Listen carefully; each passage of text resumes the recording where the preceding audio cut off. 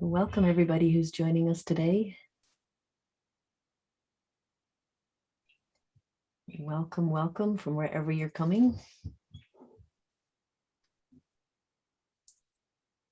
See the numbers ticking along there? Yeah. We'll give everybody maybe 30 seconds.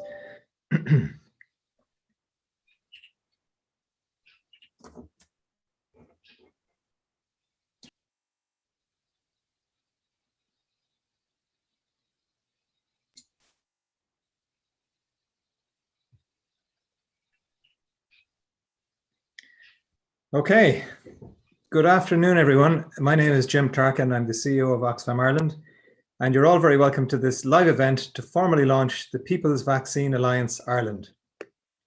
We're a coalition of human rights, humanitarian and development organisations, health practitioners, trade unions and activists who have come together over these past few months to call on the Irish government to address the current global vaccine inequity crisis, in line with the global movement for a people's vaccine. We're all acutely aware of the extraordinary scientific effort, heavily supported by public funding, that brought a number of vaccines into being in the shortest time in history, and the impact they're having here at home. We also know that in many parts of the world, it will take years before populations are vaccinated. This is a global health inequality that is simply not acceptable. This campaign is in essence quite simple.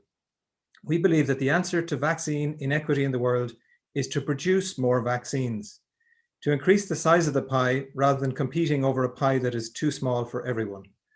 We believe that the fastest, fairest, and most cost-effective way for doing this is to ensure that the technical know-how currently retained by a small group of global pharma companies is shared free from patents with the many companies across the world who are ready and willing to produce vaccines.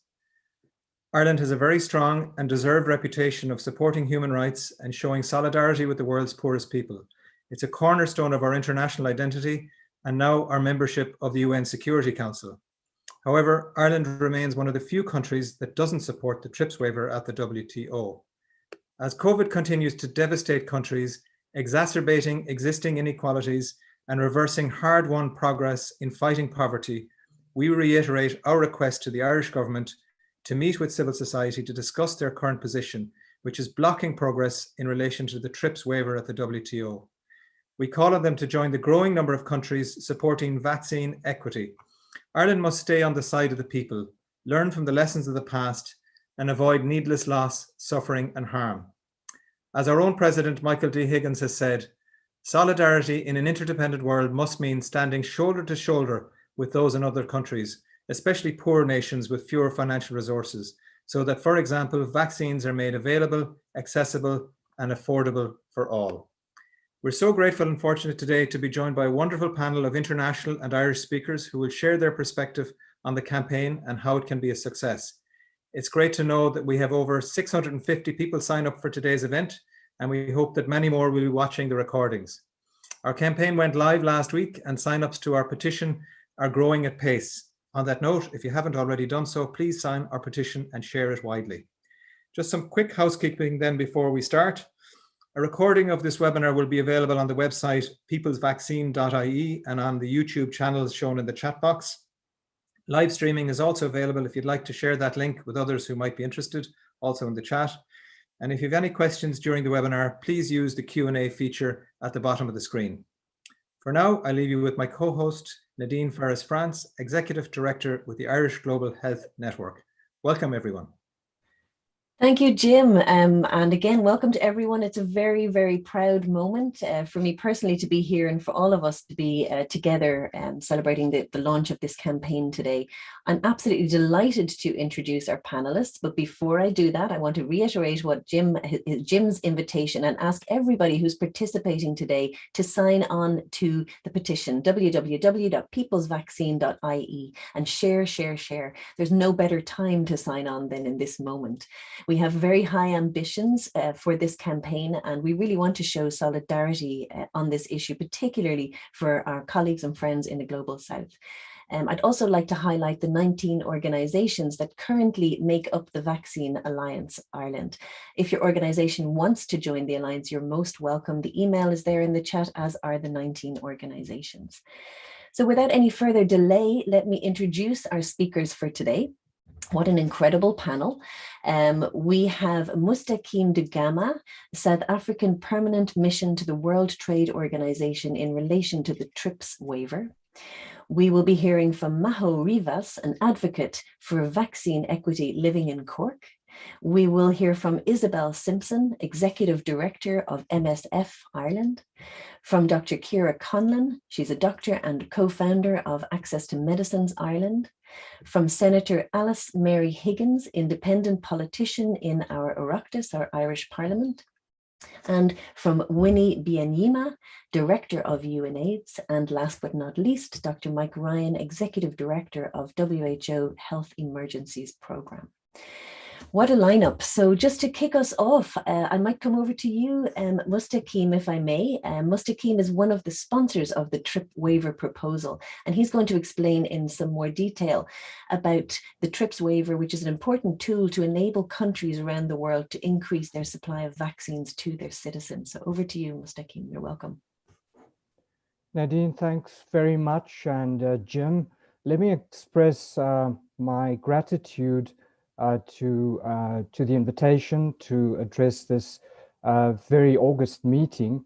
Also, congratulations on establishing this alliance. I think global solidarity can only win if we all take positions that no one is safe until everyone is safe. And so in this context, South Africa and India brought a proposal to the World Trade Organization on the 2nd of October, which is almost 8 months ago.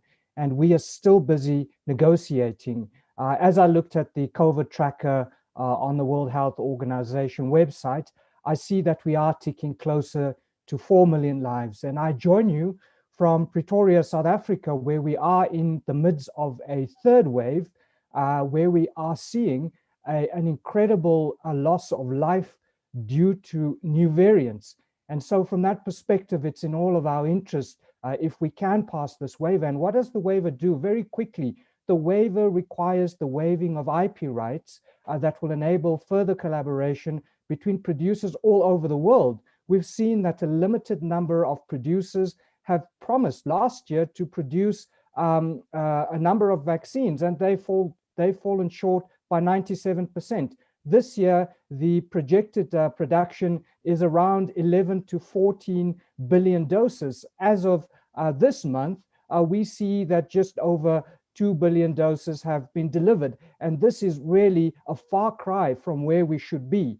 The argument that South Africa and India really makes is put lives before profits and hold companies accountable. Governments should step up. And this is the message addressed to the Irish government, message addressed to all European governments, governments around the world. Step up and take responsibility for public international health.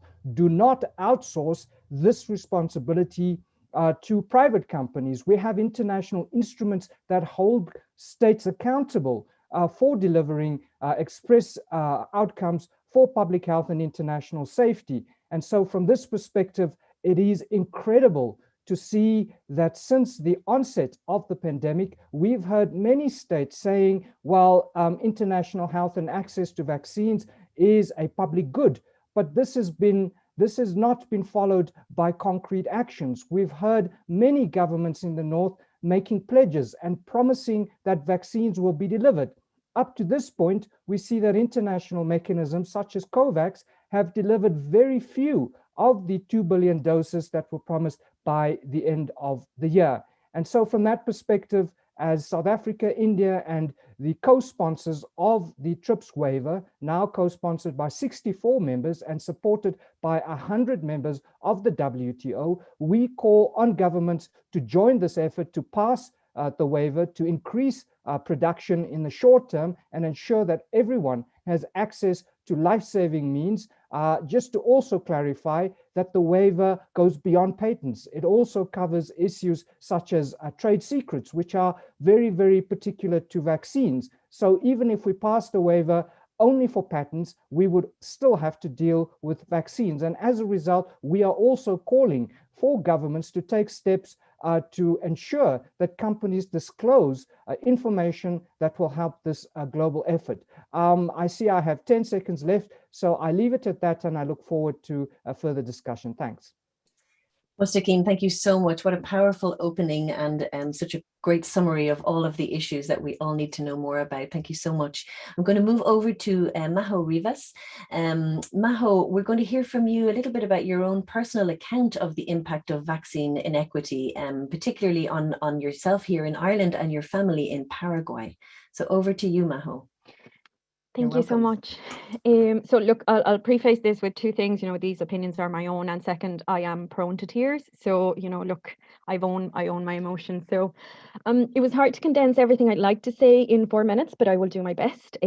Apparently, I am a vaccine activist, but I think I'm only doing what I think most people in my shoes would do. I began speaking up about the TRIPS waiver and global access to vaccines because I was just worried about my loved ones. I'm in Cork, but most of my family lives in Paraguay.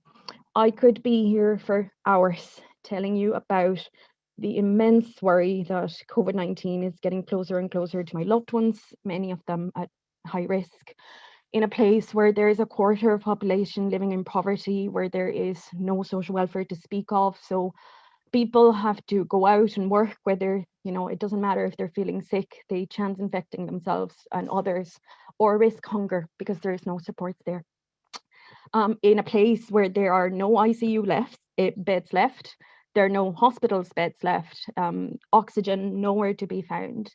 Telling you the stories, like I could be here for hours telling you the stories of the lives that were lost, you know, an uncle, a neighbor, a nurse.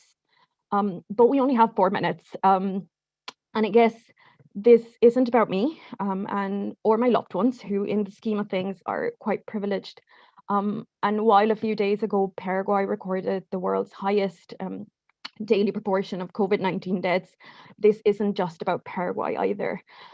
In the news, we all saw the funeral pyres in India, and we can see the overwhelmed health system in Uganda, and more than 1,100 children under 10 have died of COVID-19 in Brazil, and it's likely to be a lot more when those records are corrected and as the pandemic goes on. But I think that in the constant updates of numbers of new cases and deaths, it seems to me that it can be forgotten that each of those numbers is a person. Each of those is someone's loved one, it's someone's child, it's someone's friend. Here comes the tears, I remember when Dr. Mike Ryan said in March last year that every person matters, every single person matters, and every community matters. It is quite frustrating to hear people around me talking about going back to normal, opening up, or about the very, the small luxuries that we all miss, and I'm there with you, while people in other parts of the world are losing lives and livelihoods, and there is no hope to get vaccines anytime soon. There are safe and effective vaccines, but most of them are coming to us, to people in the global north. We could have done more to increase the supply of vaccines so that there are enough vaccines for everyone everywhere to distribute the vaccines more equitably, but why haven't we? And, the urgency is that we have to do that now. And I guess, what is more important than every human life, than the life of those that are most vulnerable? And these are my questions, why are the lives of people in Paraguay, Brazil, Uganda, and India, and in many other places not as valuable as the lives that we have here in Ireland or in the EU? So to do everything, to not do everything that we can to guarantee access to vaccine to every person everywhere, I just think defies our shared humanity. When I became an Irish citizen, we were asked, to not forget our people, to not forget to bring with us our songs and our music and our stories. So here I am again. I guess I'm bringing these stories, and I'm doing the best so that my people, our people, are not forgotten. And I guess as an Irish citizen, I am here once again asking Ireland, asking my government, and asking everyone to stand for what's right, and I'm asking the people of Ireland to support this ask for the people's vaccine so that there are enough doses for everyone everywhere. Thank you. Maho, thank you. Thank you so much for bringing all of the people everywhere into this conversation, into not just our minds, but our hearts, and to just allow emotion for all of us to be here. You know, this emotion that we translate into passion around this vaccine alliance. Thank you, Maho. Really grateful. Thank you. I'm going to move over to Isabel Simpson, who's going to share her experiences of the impact of the shortage of COVID-19 vaccines and treatments, and how that is the impact that's having on MSF's work around the world in the countries that Maho has mentioned, as well as her thoughts around the TRIPS waiver. So over to you, Isabel. You're still muted, Isabel.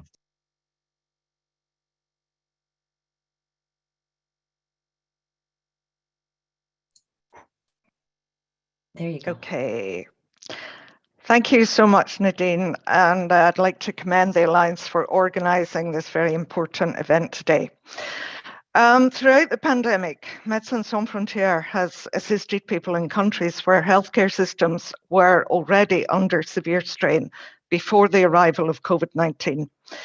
Our proximity to those who we assist drives us to speak out, and MSF has been calling for equitable access and distribution of vaccines, medical tools and treatments as a vital component in ending this pandemic for everyone. But the reality is shamefully inequitable and unfair. Let me be clear, the situation could not be more critical. Right now, MSF teams are responding to emergency COVID scenarios in countries where a lack of access to vaccines, tests and treatments are having a devastating effect on the communities we assist. In Peru, a country recently with the highest global COVID mortality rate, our teams have scaled up the response. There is a major gap in access to vaccines. Health workers are struggling with multiple variants and insufficient testing.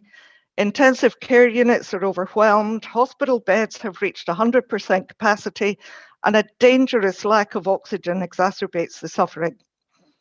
In Africa, we've seen a third wave of infections moving at an alarming and record rate, with just 1.2% of the population fully vaccinated. In Yemen, where we're in the 7th year of conflict, only 10 to 20% of health centres are fully functional. There are shortages of medical supplies and treatments to alleviate severe symptoms, and insufficient trained staff to operate the very few ventilators present in the country. These are but a few examples from our work. So how can healthcare systems like these respond to COVID when they have been unable to compete in the scramble and bidding war for vaccines and medical tools? Back in this part of the world, vaccination rollouts gather pace and citizens are more protected than ever from the virus and its new variants. But until vaccines are accessible globally, no one will ever be fully protected. We urgently call on governments to take practical and necessary steps to make vaccines accessible to everyone by supporting the TRIPS waiver to compel industry to share their knowledge and make vaccines available for all. If the Irish government is serious about supporting people who urgently need global help, including communities it has already committed to assisting through its overseas aid programme, then Ireland will lend its support to the temporary TRIPS waiver proposed by South Africa and India at the World Trade Organization. Ireland should use its place in Europe to influence negotiations in support of the waiver and join the growing list of countries who have already voiced their support. Arguments by some leaders, states and industry against the waiver do not stand up, and the stance taken by some is deeply disappointing. For example, a recent EU counter-initiative has been proposed, which appears to be a disingenuous attempt at derailing the waiver proposal. The initiative does not address the faults of the current licensing mechanism. It undermines existing TRIPS flexibilities, and it risks delaying the urgent adoption of the TRIPS waiver proposal. And time is running out. At some point to COVAX as being best placed for rich countries to try to meet the vaccine needs of poorer countries. This reliance is at best naively hopeful and at worst a dangerously unacceptable position to take.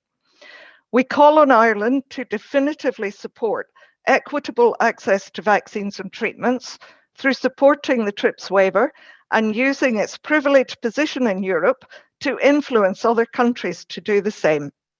Anything short of that will not be enough. Thank you very much. Thank you, Isabel. Really powerful words. Thank you. I'm going to move over to Dr. Ciara Conlan, and we really want to hear, Ciara, as a doctor, you can explain to us why it's important to you as a health professional to support vaccine equity. And in Ciara's work in Access to Medicines Ireland, she's no stranger as to why the current approaches by governments and pharmaceutical companies in this area just don't go far enough. So over to you, Ciara. Thank you so much for having me to speak today. I just want to start by saying a couple of years ago, I would have never expected or wanted to add vaccinated against a viral pandemic to my ever-growing list of privileges as a white European healthcare worker. I'm so angered by the current global inequality in vaccines distribution. As most recently, the Black Lives Matter global movement has shown us and reminded us, it's important to not only acknowledge our privilege, but to stand together to fight in structural racism and inequality. I'm so grateful for all these amazing activists who are speaking here today. And I've been asked to speak about why this issue is so important to me as a healthcare worker. Thinking back to last year when I was working on the COVID-19 wards, and it turns out there was worse to come after this, but I'll never forget the loneliness and the fear the patients were feeling in isolation, unable to see their loved ones. So many of them lost their lives. This, of course, impacted on me personally, and I often felt very sad and helpless in caring for these patients. I was also afraid of passing COVID-19 to my own family. For me, the vaccine was always the hope, the only way of getting back to the normal care of our patients. Unfortunately, for so many of my colleagues across the world, they're still feeling helpless against wave after wave of severe infections, with no vaccines in sight to mitigate the numbers. I can imagine the exhaustion and burnout that they're feeling right now, and my heart goes out to them. As healthcare workers, we're used to thinking about the bigger picture. For example, we're careful to use antibiotics only in appropriate cases. This is an important part of antimicrobial stewardship. Conversely, the restriction of a vaccine makes absolutely no sense. Your vaccine works better when your neighbor is vaccinated too, and at its best when most people are vaccinated. It's no surprise that variants have been more likely to emerge in areas of high transmission. These variants may be resistant to vaccines. Vaccine nationalism and hoarding are completely self-defeating policies. We as healthcare workers and humans need to use our voices to be better stewards of these vaccines. And that means vaccinating the world, and that's how we'll end the pandemic. The current scarcity is artificial and avoidable. The holders of the rights to make vaccines have said, leave it to us. But the voluntary technology transfers thus far have been grossly inadequate to deal with the demand, and donations have fallen well short of even the most modest targets. COVAX has been hampered by supply shortages due to the monopolies of vaccine makers. We need to address the root causes of this inequality. Two of the major initiatives to increase global vaccine production have yet to be supported by the Irish government. The technology sharing platform CTAP was unanimously endorsed by the Joint Oireachtas Committee on Foreign Affairs in February, but is still yet to be formally endorsed by the Irish government. The second initiative is the TRIPS waiver, which is gaining momentum. It's supported by over 100 countries and the World Health Organization. These countries are not asking for charity, but for the right to manufacture and deliver their own vaccines. Ireland has deep development ties with countries who co-sponsor and support the waiver, including all 9 of Irish Aid's partner countries. We should listen to them and stand with them on this issue. If we truly mean it when we say we do not want to leave anyone behind, then at the very least as a nation, we should join the CTAP and support the TRIPS waiver immediately. And to borrow a favourite quote of our President Michael D. Higgins, Ní neart go cur le chéile, there's no strength without unity. Thank you. Thank you, Ciara. We're really all listening so carefully, and thank you for those. Thank you for those words. Very powerful. I'd like to move now to Senator Alice Mary Higgins, and Senator Higgins is going to outline what the Irish government's response to calls for vaccine equity has been, and what the Irish Parliament and government needs to do to advance vaccine equity, and also what supporters of the People's Vaccine Alliance Ireland campaign can actually do to put pressure on the government to change this stance. So over to you, Senator Higgins. You're very welcome. Thank you very much, and really happy to be part of this. I think one of the things we've seen a number of ministers in the last week or two coming out talking about is the race between vaccination and the variants. They're like, we're in a race between vaccines and the variants, and they're talking about their national rollout. But the key thing is that is a global race. And if we are serious about it, Ireland needs to take sides and be clear that they are in favor of vaccination. And that is the kind of a key test for us, both in a moral sense in terms of Ireland and its role in the world, but it's also, I think, a key issue of practicality. And others have spoken about the fact that variants will develop. But in terms of the consequences, it's not just that variants are developing, but also our shared global front line in terms of the health services of the world are under incredible pressure due to this virus. And the deaths that we will see will not all be deaths of COVID, they will be deaths caused by the depletion of health services, by frontline health workers who are dying around the world. So that's kind of the context of that urgency. And in Ireland, there's been some very strong measures and steps forward that have then, and then steps backwards. The Joint Oireachtas Committee on Foreign Affairs came forward with a very strong opinion in favor of an intellectual property waiver, and they cited in particular the use of the TRIPS waiver in relation to the AIDS pandemic, to the AIDS and HIV in the past. They've called for that. I had engagement with Minister Troy, who's the junior minister, and he, responding to me back in March, said, we need a fair and equitable distribution of vaccines across the world. The government must stand up and ensure that happens. But unfortunately, that kind of moment of stepping forward was followed by a retreat back into what are inadequate political solutions.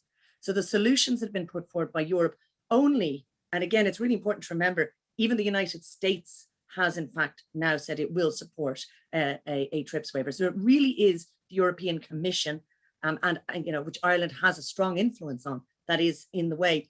But the arguments have been put forward in terms of charitable alternatives. It's really clear they're not adequate, because it is a matter of, you know, there's a difference between a politics of principle and a politics of patronage.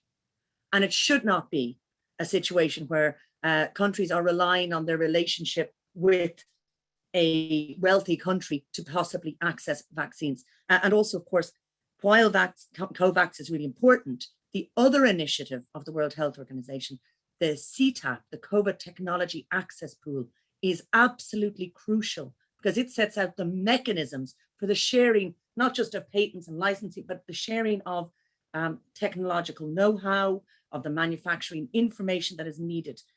The arguments in terms from the government haven't stood up. I don't need to disprove them. The Lancet, which is probably the most respected medical journal in the world, has been very clear that we can and should have a scaling up of global manufacturing access, and it is an artificial scarcity and a choice. It is an economic choice and in no ways a health choice.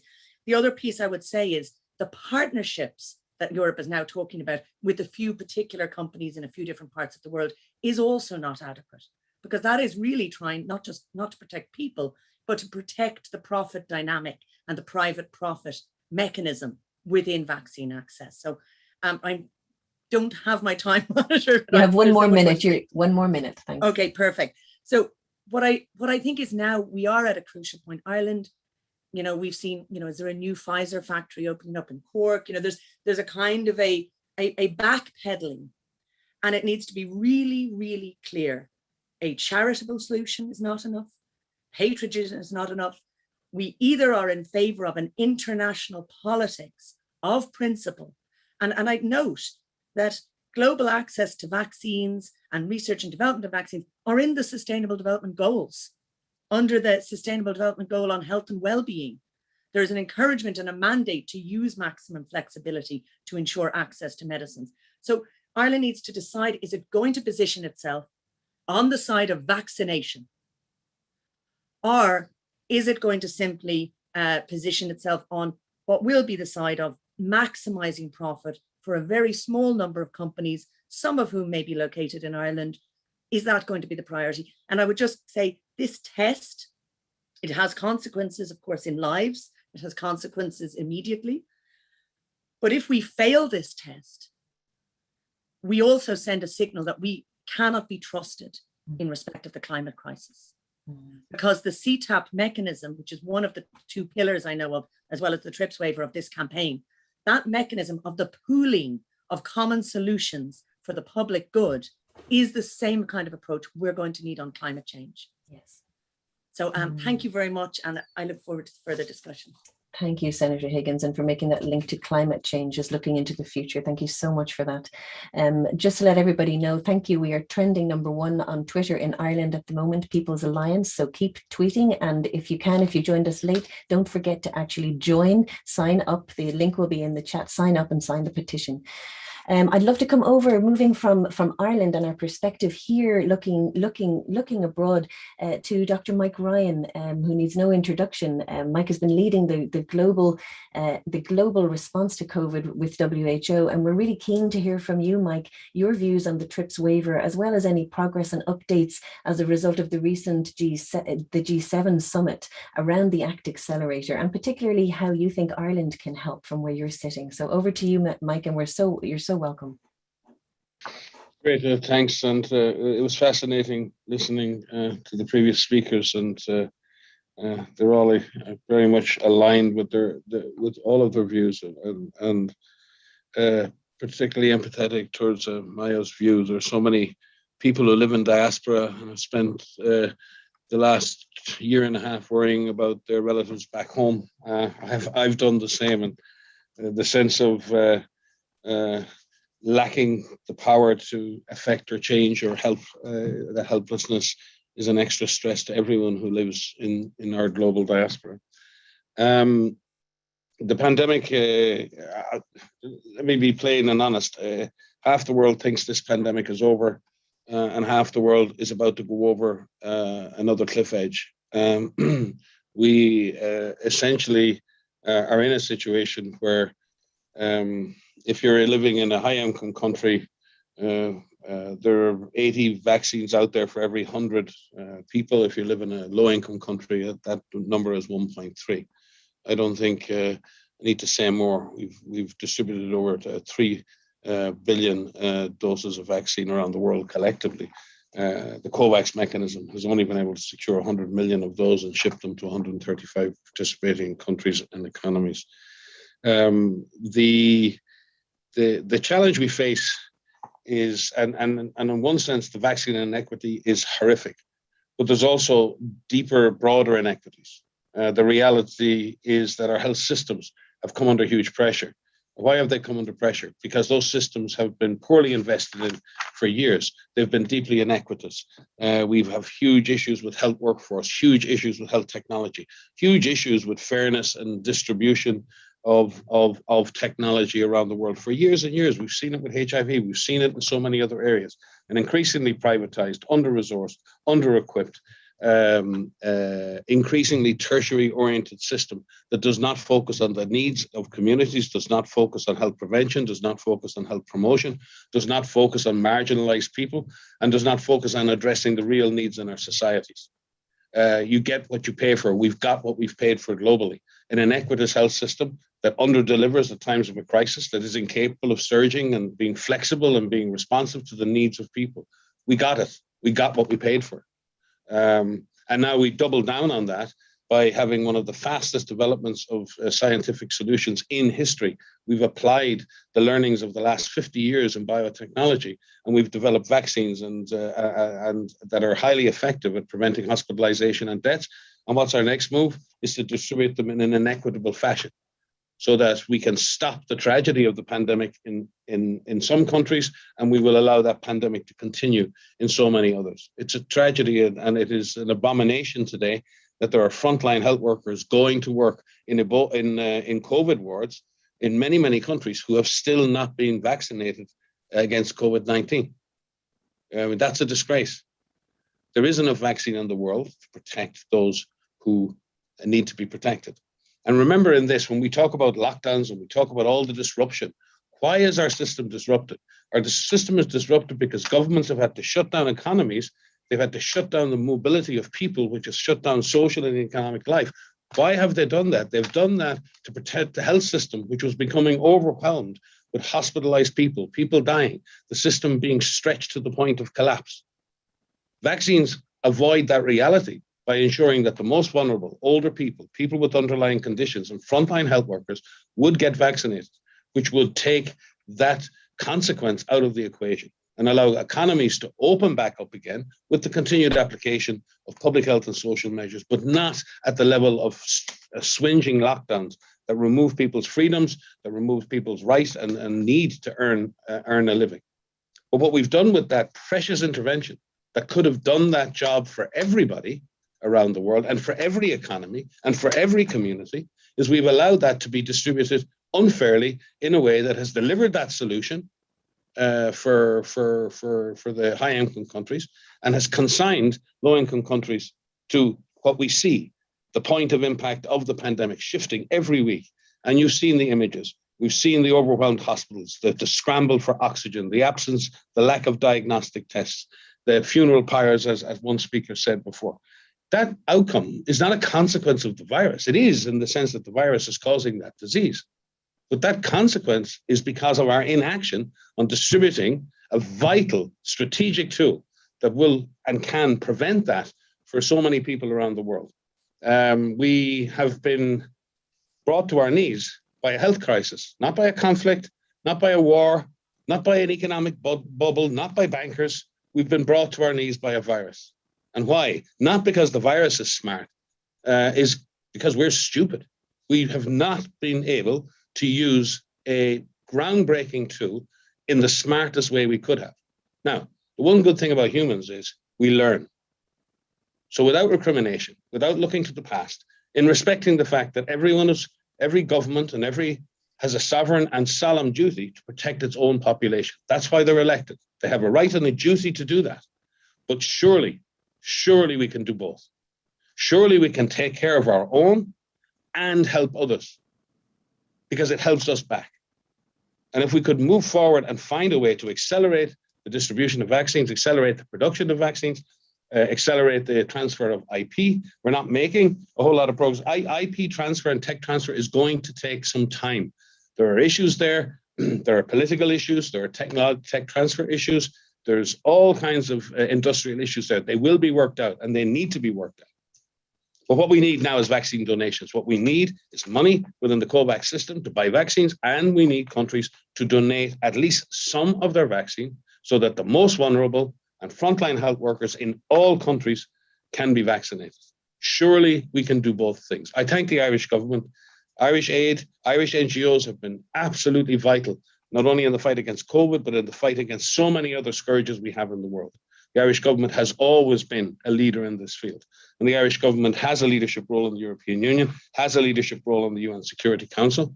And leaders like Micheál Martin are vastly experienced in working in international affairs. I am sure that Ireland is and should and will work in this space, because it is time for leadership. It is time for countries to make a choice. It is time for countries to step forward and say, we can do both of these things.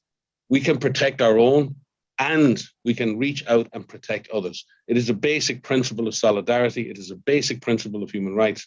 And I hope that this meeting will help to advance that discussion in Ireland and internationally.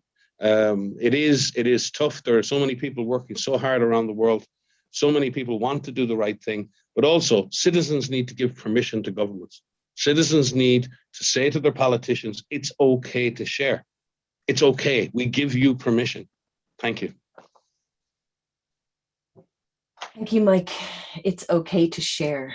and just really, really hoping that we're learning quickly and faster and faster as we go on. Mike, thank you so much. I want to move to Winnie, please, if I can. Winnie, we have so many lessons to learn from HIV. We've heard it over and over again during this pandemic, particularly around the access to medicines movement. What can you share with us around what have we learned from HIV, and particularly with where we're at right now with access to COVID vaccines?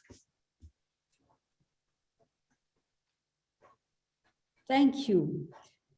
My friend Jim Clark and Oxfam friends, allies in the People's Vaccine Alliance of Ireland, I'm so delighted to be with you today. I'm also delighted to be on the same panel with my colleague, Mike Ryan. It's hard to follow him because I agree with him on every point he's made. This alliance you have created in Ireland, we need it. This is the moment. It's a critical moment. COVID-19, as you've heard, continues to ravage many parts of the world. In Africa, where I come from, it is resurging. There was an increase of 15% on the number of new cases in Africa last week. Globally, it's 3%. For the same period, deaths increased by 23% in Africa, while it is reducing globally. In my own country, Uganda, I heard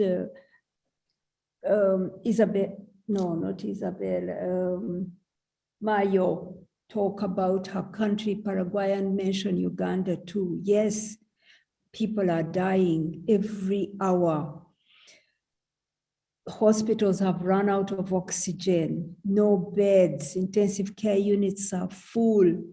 Vaccine, the small amounts are nearly finished. It's really, really, I think the words that Mark used are right. It's a tragedy. It's an abomination that health workers are dropping off and dying because they are not vaccinated. It's a disgrace. Those words are not even strong enough to describe the scandal that we have today, that people are dying. A vaccine could be available. All these deaths are avoidable because more vaccines could be made so that everybody in every corner of the world is vaccinated. We've lost family members, we've lost AIDS activists who survived HIV and have lived with it for so many years, are now dying of COVID. We've lost scientists. Just last week alone in my country, I know a pediatrician, an ENT surgeon, a gynecologist, and another specialist, all people I know, sons of friends of mine who died. Young talent, much needed talent. We've lost political leaders, religious leaders. It's just every 30 minutes, a healthcare worker dies from COVID globally. That's a stat I picked up. So where people live and what they do, their work determines their relative risk of infection, their access to healthcare, and ultimately the outcome of the disease for them. For example, although South Africa bears 2% of the global COVID burden, its COVID-related mortality is 4% of the global share. Just like HIV, COVID exposes and worsens the deep inequalities that run between and within countries, affecting our health, our economies, our very social fabric. Yet one certainty underpins all this, as I've said, these deaths are fundamentally avoidable. But yet we see the leaders of rich countries repeating the same mistakes as they did in the AIDS response by prioritizing the profits of pharmaceutical companies over the lives of people. At the height of the HIV pandemic, 9 million lives were needlessly lost because life-saving antiretroviral therapy was out of reach for people in the global south. It took 6 years from the time antiretrovirals hit the market in the north. 6 years later, that's when the price came down for people in the south to also benefit. That's why UNAIDS is proud to be a co-founder of the People's Vaccine Alliance, alongside our friends from Oxfam. And I'm thrilled to be part of launching your alliance in Ireland. 40 years of the HIV response have given us important lessons for fighting COVID. I'm going to mention 4 very quickly. First, that a global health threat, whether it's HIV or COVID, can only be defeated with a global plan that has the highest level of ambition in the plan. You cannot solve a global pandemic through nationalist approaches. Yet 2 years into this pandemic, there's still no global plan to get the virus under control. Instead, we are seeing ugly nationalism. So we're not learning the lessons. At the height of HIV, the world came together behind a global response to HIV.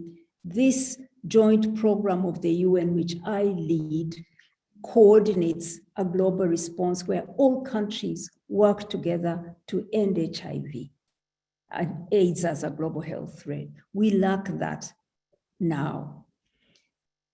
Only 0.3% of COVID vaccine doses have been administered in the low-income countries. 85% of shots have been administered in high and upper middle-income countries. So second, we know from HIV that health must be a human right, not a privilege, not a commodity to sell. That can't work. And yet last year, at least 9 people from the pharma industry have become new billionaires from these vaccines. Oxfam has calculated that their total wealth could vaccinate every single person in the world's poorest countries. So here there are a few people making super profits while others die. We can't end pandemics in that way. Everyone must have access to healthcare, to the scientific tools to fight a pandemic. We can't end the pandemic like that. The People's Vaccine Alliance advocates for urgent actions to maximize global vaccine manufacturing so that the whole world comes out. Secretary General of the UN keeps saying it, that it's not over until it's over for everyone, that no one is safe until we are all safe. So the 4 things we prioritize. First, now agreeing very much with Mike Ryan that we need to share the doses which exist today. We need to spread them out. This whole idea that some countries can hoard while others are dying is not only wrong morally, but self-defeating. As we've heard, new variants are being created in those places where there are no vaccines, coming back to haunt those who've been vaccinated already. So sharing those doses is critical. Sharing technology and know-how via the WHO COVID-19 technology access pool. That pool is standing empty because no country is putting their technology there yet to share it. This pool is not a new invention. It comes from the HIV experience of the medicines patent pool. It's a way to share the technology, which is a win-win for all, a win for the innovator and a win for the world. That's still lying empty, even though we know some of the vaccines have been financed by public money, and they've allowed the companies to privatize the innovations, even though they were funded publicly and should be in this pool. The second is the third point we are advocating for is waiving the intellectual property rules related to COVID products at the WTO. Colleagues have talked about that, the TRIPS waiver. I mean, again, this is about having world trade rules that are just so unjust. We've been fighting this even before the pandemic, and now the pandemic is making it so clear that the world of neoliberalism and its rules doesn't work. It's taken public resources to find these vaccines. 100 billion of public taxpayers' money was put in. But yet, the companies have privatized the products and are reaping super profits, and the World Trade Rules support them. These must change. And there are exceptions through this waiver that we want to see apply. But we want ultimately to change the global rules of trade. You cannot sell a life-saving health technology the way you sell a luxury good like a pint of beer in Dublin. You can't do that. Life-saving technology is different. Sorry, it's almost time for me to finish. And the other one is, I'll be done. The other points we advocate on is investing in enhanced manufacturing in all regions, particularly Africa. And yeah, that's it. The People's Vaccine Alliance strongly welcomed the announcement by President Biden to support the waiver. And we strongly support, of course, South Africa and India's proposal. We urge Ireland, the UK, Germany, and others to rethink their positions. The third lesson is that if you don't tackle economic and social inequalities, you don't end pandemics. I'll leave that there. And linked to that, my last point is that we must use this moment to build a new public health order. Investments in health, in education, and in social protection are not unaffordable. They are affordable if we structure our tax systems and global taxation such that money is collected from those with the broadest shoulders to pay for them. So we must think the global health system and find ways to finance it for everybody. Thank you so much. Nice to be with you, and congratulations on this launch. Thank you, Winnie. Thank you so much for that. And one thing I'm taking away is we do not have 6 years to wait to sort this out like we did for HIV. So thank you for that very strong message. We're absolutely delighted to be joined by so many people today, including Senator Ruan and TD Darren O'Rourke, and many journalists, international and local, and thank you for your support for that. There's a number of questions. We won't have time for many coming into the chat. Panelists might be able to respond if you look at those questions. There is a question about vaccine hesitancy. What do we do about vaccine hesitancy? Fake news that's really populating countries like South Africa, Zimbabwe at the moment. And there's also a question there for you, Mustaqeem, around the recent informal and formal meetings of the TRIPS Council, where little progress has been made. And it looks like the European Union seems not to be moving from its counter proposal. Are you optimistic with the meeting that's coming up at the end of July that position could be moved? So really just open to you, Mustaqeem, and anyone else if you'd like to come back on the vaccine hesitancy. Mustaqeem. Yes, thanks, Nadine. I think on the question of the negotiations, I lead these negotiations, and I think in the last 3.5 weeks, we have made quite a lot of progress.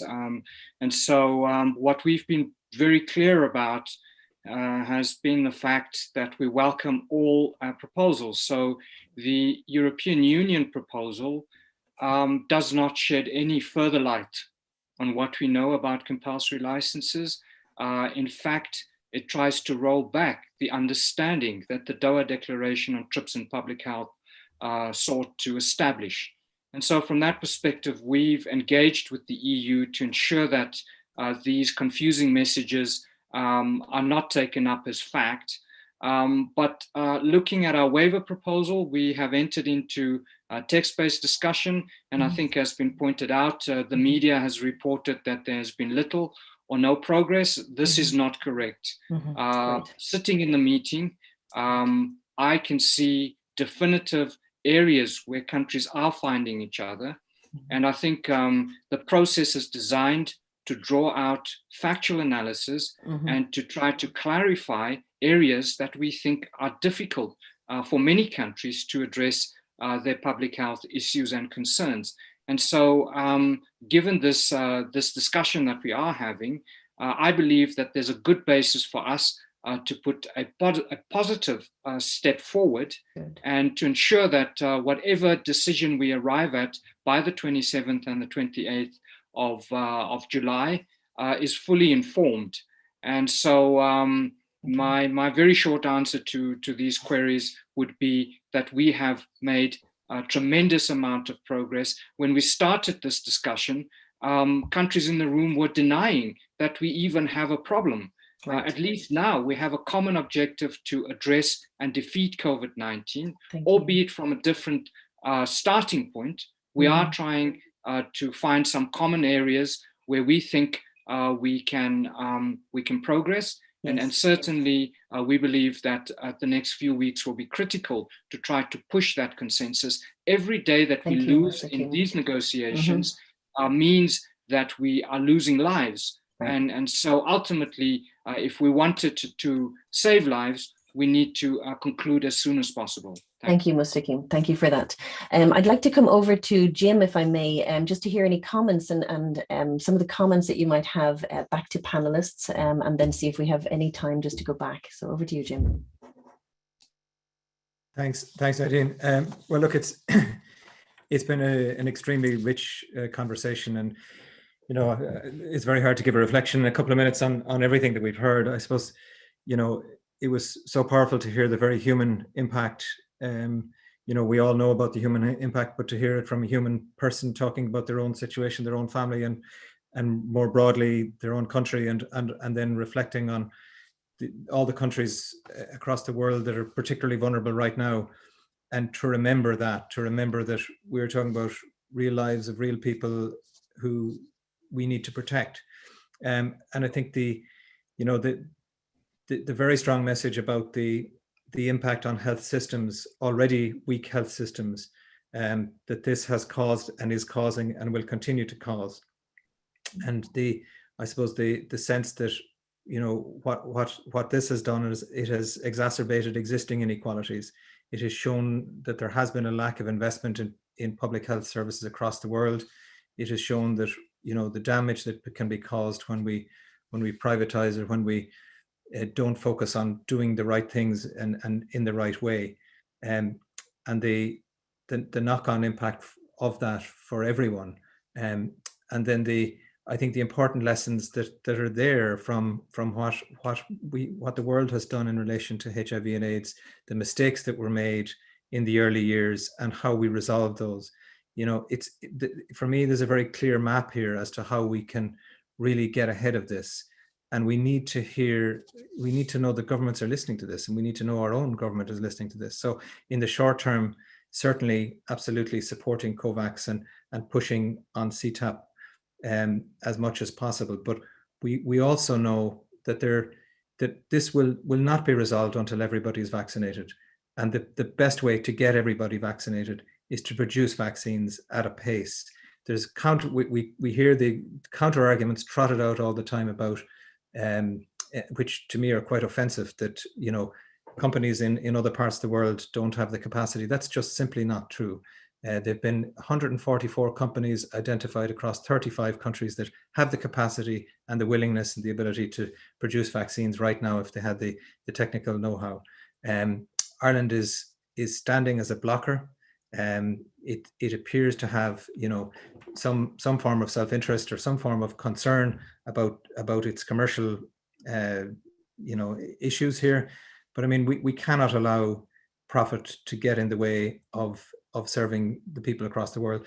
And to remember that unless we resolve this, and this has been, has come very strongly across the day, that new variants will continue to rise and they will continue to damage the progress that's been made. We have to be very proud of the progress that's been made, the scientific know-how, the healthcare sacrifices that have been made and have been articulated so clearly here, the personal impact that has on people, the thousands of healthcare workers that are dying across the world. It's disgraceful and unacceptable. And we owe it to them, and we owe it to those, particularly in the global south, to get vaccines into arms as fast as possible. And the best way to do that is to drive through the TRIPS waiver, get vaccines made in the kind of vast quantities that are required, get them done as fast as possible and out, and for our own government and the EU to get out of the way, for want of a better way of putting it, and supporting what we know will be a solution. We've a long way to go in this, but we're making it much longer. We could really speed this up. We could really make a transformative difference if we can get the support that's needed for this. Thank you, Jim. So everybody listening today, making a transformative difference, this is a small step that we can all take. So please join today, get on there, sign the petition, and join the People's Vaccine Ireland in the Alliance in any way that you can. And none of us are safe until we are all safe. We cannot say that enough times. We want to thank every one of our speakers. It's been absolutely incredible and inspiring. And I know everybody listening will be filled with passion and just that want to share it with others, which is another small step that each of us can take. So please, thank you to everybody for joining. Please get involved, get active, and take some of these messages into whatever spaces you can. And thank you each and every one of our speakers. And we're really, really grateful for all of the perspectives that you brought here today. Thank you to all our panelists and everybody who organized this.